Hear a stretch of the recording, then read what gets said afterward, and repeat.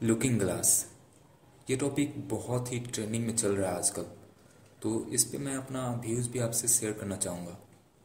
मैंने रेफरेंसेस भी ऐड किया हुआ है, आप चेक कर सकते हैं।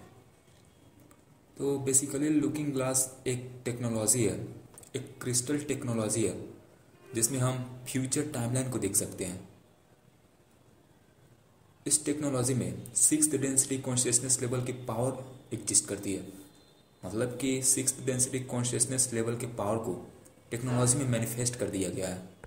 इसको हम और सिंपल टर्म में देखें तो जितनी भी टेक्नोलॉजी एग्जिस्ट करती है वो सब हमारे ही शक्ति का स्वरूप होता है। एग्जाम्पल के लिए आप लाइट डिटेक्टिंग मशीन ले सकते हैं। लाइट डिटेक्टिंग मशीन की जो पावर है वो हमारे अंदर एग्जिस्ट करती है। हमारे अंदर पीनियल ग्लैंड की वो शक्ति होती है। जब वो पीनियल ग्लैंड एक्टिवेट होती है तो हमारे अंदर वो शक्ति अनलॉक हो जाती है झूठ और सही को ट्रैक करने की। तो हमने अपने इसी शक्ति को इस फिजिकल वर्ल्ड में बाहर मैनिफेस्ट कर दिए लाइट डिटेक्टिंग मशीन बनाकर। वैसे ही ये looking glass sixth density consciousness level के पावर को मैनिफेस्ट कर कर बनाई गई है। ये लुकिंग ग्लास विल के अनुसार काम करती है। जो ऑपरेटर होता है उसके कॉन्शियसनेस, वो जो कॉन्शियसनेस प्रोजेक्ट करता है उसके अकॉर्डिंग काम करती है। इसका इतिहास लगभग 1745 वर्ष पुराना है। उस वक्त सुमेरियन सिविलाइजेशन एग्जिस्ट करती थी। तो सुमेरियन सिविलाइजेशन को एंड्रोमेडियंस कुछ टीचिंग्स दिए थे। वो एंड्रोमेडियंस चाहते थे कि उनका जो दिया हुआ टीचिंग है वो पृथ्वी से कभी ख़त्म ना होए। तो इसके लिए वह सुमेरियंस को लुकिंग ग्लास गिफ्ट किए ताकि वो फ्यूचर के टाइमलाइन को देख सके और जो नेगेटिव फोर्सेस जब भी ट्राई करें उनको मिटाने की तो वो देखकर उससे बच पाए। लेकिन ऐसा नहीं हो पाया। सुमेरियंस देख तो लेते थे फ्यूचर टाइमलाइन को लेकिन उसे रोक नहीं पाए, जिसके वजह से ओरिजिनल सुमेरियन सिविलाइजेशन का अंत हो गया। उसके बाद इस टेक्नोलॉजी को इराक में शिफ्ट कर दिया गया। इराक में फिर जब यूएस मिलिट्रीज ने 1980s और 81 में इन्वेड किया था तब उनको ये टेक्नोलॉजी मिली थी। उसके बाद ये टेक्नोलॉजी सीक्रेट सोसाइटी के पास चली गई। उसके बाद ये लोग इसको ऑपरेट करने की कला को ढूंढने लगे। कई सारे मैग्नेटिक टेस्ट किए इस पे। कई सारे कोशिशों के बाद इससे वो ऑपरेट कर पाए और फ्यूचर टाइमलाइन को देख लिए।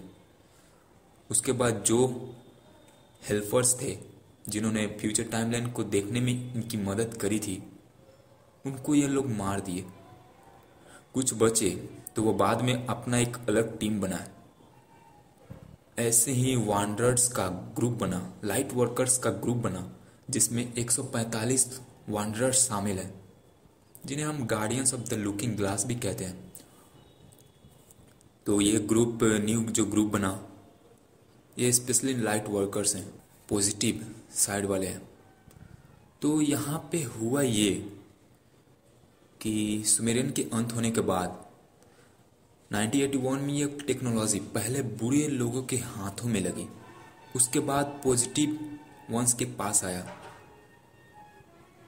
तो अगर हम इस सिचुएशन को एक मूवी की तरह समझे तो यहाँ पे हमें ये पता चलता है कि डिवाइन प्ले के द्वारा इस टेक्नोलॉजी को पहले बुरे एंटिटीज को दिया गया, उन्हें और मजबूत बनाया गया, उनको फ्यूचर टाइमलाइन दिखाया गया। उसके बाद जब वो फ्यूचर टाइमलाइन देख लिए तब वो अपने गोल मैनिफेस्ट करने के लिए और भी मेहनत से और भी दिमाग लगाकर करने लगे सब चीज़। ऐसे पहले बुरे एंटिटीज को फ्यूचर टाइमलाइन के बारे में आभास कराया गया डिवाइन प्ले के द्वारा। उसके बाद पॉजिटिव बीइंग्स को दिया गया। तो हम अगर इस खेल को समझें तो यहाँ पे लुकिंग ग्लास को नेगेटिव एंटिटीज को देकर उनको और मजबूत बनाने की कोशिश की गई है। है ना, यही है। तो अगर उनको नहीं दी जाती लुकिंग ग्लास, मतलब डिवाइन प्ले के द्वारा अगर नहीं दी जाती, तो खेल काफ़ी सिंपल होता, हम उन्हें आसानी से हरा देते। लेकिन यहाँ पे लुकिंग ग्लास उनको देकर उनको फ्यूचर टाइमलाइन का आभास कराया गया और उन्हें अपनी गोल्स को मैनिफेस्ट करने के लिए और ज़्यादा शक्ति दी गई। तो यहाँ पे मेनली हुआ ये कि हमारे लिए सिचुएशन को डिफ़िकल्ट बनाया गया, नेगेटिव एंटिटीज़ को मजबूत बनाया गया और हमारे लिए सिचुएशंस को और बुरा बनाया गया। तो यहाँ पे माइंड में रखने वाली बात ये भी है कि सिचुएशन बुरी सी बुरी उन्हीं को मिलती है जिनके पास ग्रेट पावर्स होती है उस सिचुएशन से लड़ने की। हमारे पास वैसी पावर एग्जिस्ट करती है, इसलिए उन नेगेटिव एंटिटीज़ को फ्यूचर का आभास करा कर भी और मजबूत बनाया गया। अगर नेगेटिव एंटिटीज़ को लुकिंग ग्लास नहीं दी जाती तो खेल काफ़ी सिंपल होता, हम उसे आसानी से हरा देते। लेकिन यहाँ पे हमारे लिए सिचुएशन को मजबूत बनाया गया, बुरे से बुरा सिचुएशन किया गया ताकि हम अपनी उस ग्रेट शक्ति को भी पहचाने। तो यहाँ पे बात यही है कि बुरी से बुरी सिचुएशन उन्हीं को दी जाती है जिनके पास उससे लड़ने की शक्ति होती है, और एज अ कलेक्टिव हम सबके पास वो शक्ति है और डिवाइन यही चाहते हैं कि हम उस शक्ति को पहचानें। इसलिए नेगेटिव एंटिटीज़ को और मजबूत बनाया गया। उसके बाद हम पॉजिटिव बीइंग्स के हाथों में लगाई है टेक्नोलॉजी। तो अब बात करते हैं कि इस लुकिंग ग्लास में क्या देखा गया कि फ्यूचर में क्या होने वाला है। पहला इवेंट 18 अप्रैल से 29 अप्रैल के बीच में होगा। बेसिकली अभी हमारा अर्थ जो है वो क्वारंटाइन में है, गार्डियंस के द्वारा इसको क्वारंटाइन कर दिया गया है। अर्थ के चारों तरफ एक शील्ड बना दी गई है, प्रोटेक्टिव शील्ड बना दी गई है। उस शील्ड जब तक ऑन रहता है, वह शील्ड, तब तक कोई नेगेटिव एंटिटीज इस पृथ्वी से ना बाहर जा सकता है और ना ही बाहर से कोई आ सकता है। लेकिन बात यहाँ पे ये है कि वह शील्ड कुछ टाइम के लिए डीएक्टिवेट भी होता है। तो उसी गैप का यूज़ कर कर ये नेगेटिव एंटिटीज अर्थ में एंटर करते हैं और अभी कर भी रहे हैं। पेंटागन के ऊपर जो टेट्राहेड्रॉन फ्लाइट देखी गई थी वो भी साउल स्वैपिंग के लिए नहीं था। जब क्वारंटाइन में गैप मिला था तब नेगेटिव एंटिटीज अर्थ पे साउल स्वैप किए थे। तो 18 से 29 अप्रैल के बीच में वह इस क्वारंटाइन को तोड़ने की कोशिश करेंगे और आयन के एंटिटीज इस क्वारंटाइन को तोड़ने की कोशिश करेंगे और गैप्स का यूज़ कर कर यहाँ पे उन ओरायंस पे एग्जिस्ट कर रहे नेगेटिव एंटिटीज के जो साथी हैं, इस धरती पे जो उनके साथी हैं, उनके साथ वह साउल स्वैप करेंगे। साउल स्वैप में होगा ये कि धरती पे जो उनके साथी हैं उनके साथ उनका आत्मा उनके बॉडी से निकल जाएगी और उनके बॉडी में उन नेगेटिव एंटिटीज की आत्मा आएगी जो कि ओरायन से हैं। साउल स्वैप में इसी तरह से आत्माएं चेंज होती है एक दो बॉडी की। तो ऐसे वो साउल स्वैप करेंगे इसी टाइमलाइन के बीच में और फिर ऑफ कोर्स वो बुरे हैं तो नेगेटिविटी फैलाएंगे। लुकिंग ग्लास में ये भी देखा गया है कि वह एक वैन में बॉम्ब फिट करेंगे और अमेरिका में किसी जगह पे ब्लास्ट करवाएंगे जिससे लगभग 200 लोगों की जानें जाएगी। अब उसके बाद ये जो ब्लास्ट होगा अमेरिका में, इसका ब्लेमिंग ये यूएस वाले जो स्पेशली साउल स्वैप किए वो रसिया को ब्लेम करेंगे कि उसने ये ब्लास्ट करवाया।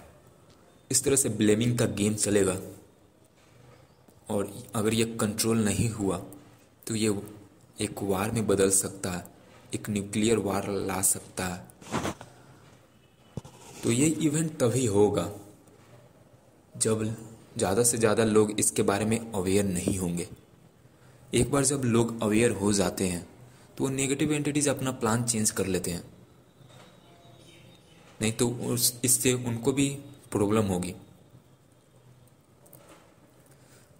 तो इस इवेंट्स को होने से रोका जा सकता है, न्यूक्लियर वार को भी रोका जा सकता है अगर ज़्यादा से ज़्यादा लोग जागरूक हुए, इस इवेंट्स को पहचान लिए, इसके पीछे की सच्चाई को पहचान लिए। तो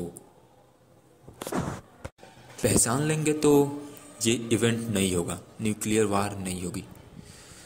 दूसरा जो इवेंट लुकिंग ग्लास ने बताया वो होगा 20 मई को। चाइना में रहने वाले डॉक्टर विस्टन नाम के एक व्यक्ति हैं, उनका एक प्रोजेक्ट है रेनड्रॉप। वो प्रोजेक्ट उन नेगेटिव एंटिटीज़ के प्लान को फेल करने वाला है, ऐसा प्रोजेक्ट है डॉक्टर विस्टन का। तो नेगेटिव एंटिटीज 20 मई को डॉक्टर विस्टन को मारने की कोशिश करेंगे। एक बार वो मर गए तो दिक्कत हो सकती है, उनके लिए एक सक्सेस होगा, नेगेटिव एंटिटीज के लिए एक सक्सेस होगा। ये नेगेटिव एंटिटीज हमें न्यू वर्ल्ड ऑर्डर की तरफ ले जाने के लिए स्कार्सिटी क्रिएट करेंगे। तो बेसिकली रेनड्रॉप एक प्रोजेक्ट है जो उस स्कार्सिटी को डिसमेंटल कर सकता है, उसे रोक सकता है। तो इसलिए नेगेटिव एंटिटीज इसको मारना चाहते हैं, जो कि 20 मई को वो ट्राई करेंगे मारने की। तीसरा इवेंट एक बिग कॉस्मिक इवेंट 2030 में होगा, लुकिंग ग्लास ने ये बताया। 2030 में क्यों? क्योंकि नेगेटिव एंटिटीज का पूरा प्रयास है हमें 2030 तक न्यू वर्ल्ड ऑर्डर में ले जाने के लिए। तो नेगेटिव एंटिटीज का ये सिलेक्शन 2030 में एक बिग कॉस्मिक इवेंट को ट्रिगर करता है। उस वक्त तक धरती पे 2 टाइमलाइन होगी, एक पॉजिटिव एक नेगेटिव। नेगेटिव में वही होंगे जो जागरूक नहीं होंगे और उनको negative entities mind control manipulation के द्वारा न्यू वर्ल्ड ऑर्डर में ले जाने की कोशिश करेंगे। 2030 में या तो पॉजिटिव टाइमलाइन होगा धरती पे सिर्फ, या फिर नेगेटिव, दोनों में से कोई एक होगा।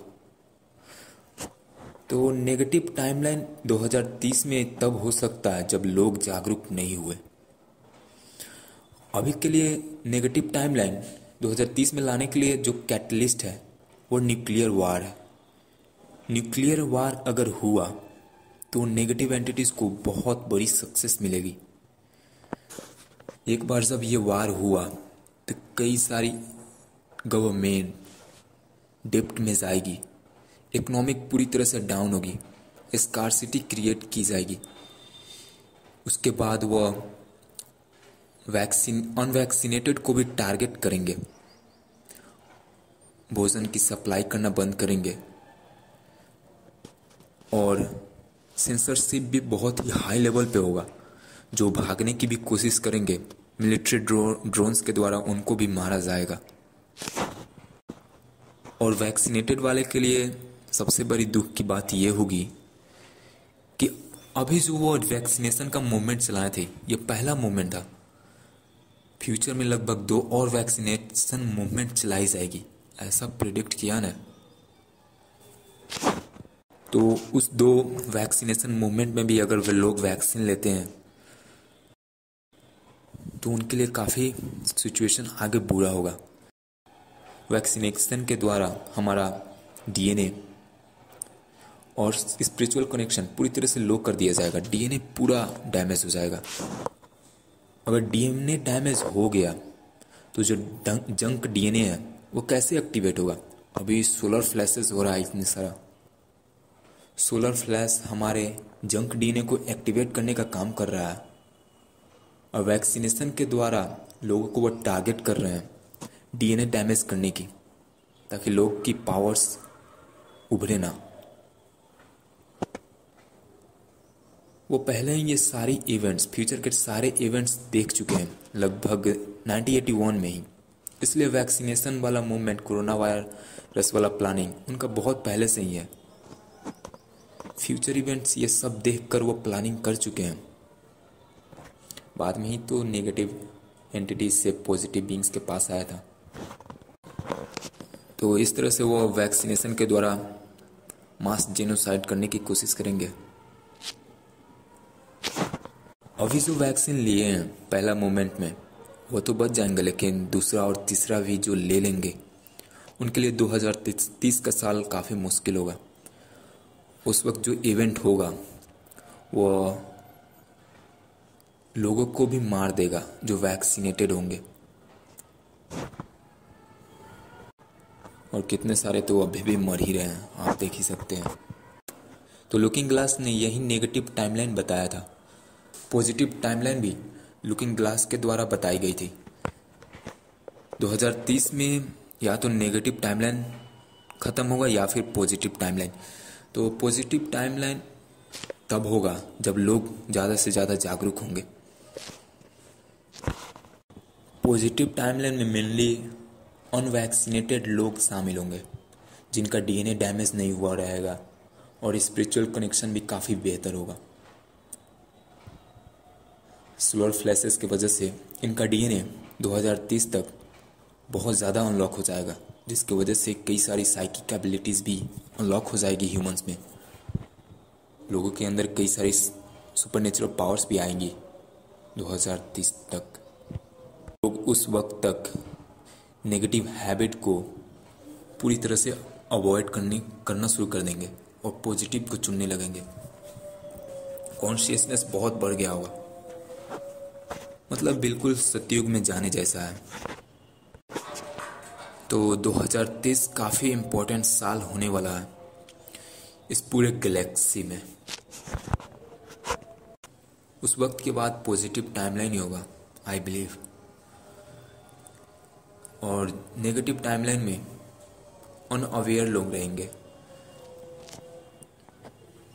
जो जागरूक नहीं होंगे वही बेसिकली होंगे। उसके बाद धीरे धीरे 2032 तक इस प्लेनेट का ओवरऑल कॉन्शियसनेस में जितनी भी तरह की ट्रॉमा है वो सभी हील हो जाएंगी।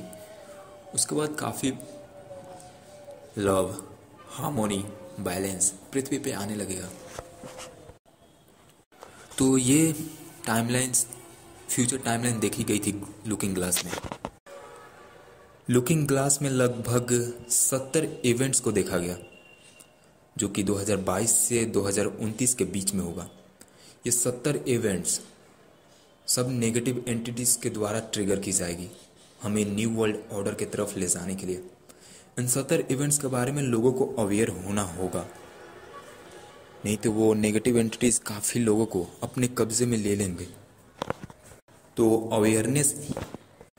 अवेयरनेस ही एक रास्ता है। लोगों को जागरूक होना पड़ेगा, उन नेगेटिव एंटिटीज़ को पहचानना होगा, माइंड कंट्रोल और मैनिपुलेशन से निकलना होगा, और अभी ये करना बहुत ज़रूरी है। इवन सिंपल से सिंपल लोगों को भी जागरूक करना भी बहुत ज़रूरी है। तो हमारा तो कोशिश रहेगा ही जागरूक करने की। जिनको आना होगा वो आएंगे या फिर नेगेटिव एंटिटीज़ के साथ जाएंगे। जिनको ये सब समझ में नहीं आया, कुछ लोग नए होंगे जिनको नहीं आया होगा उतना समझ, मैंने थर्ड पार्ट में इसको पूरी डिटेल में एक्सप्लेन किया है। इन दो फ्यूचर टाइमलाइन को, नेगेटिव और पॉजिटिव को पूरी डिटेल में डिस्कस किया है। सिंपल टर्म में है काफ़ी, लगभग सभी लोग उससे समझ सकते हैं। मैं उसको भी अब जल्दी अपलोड करूँगा।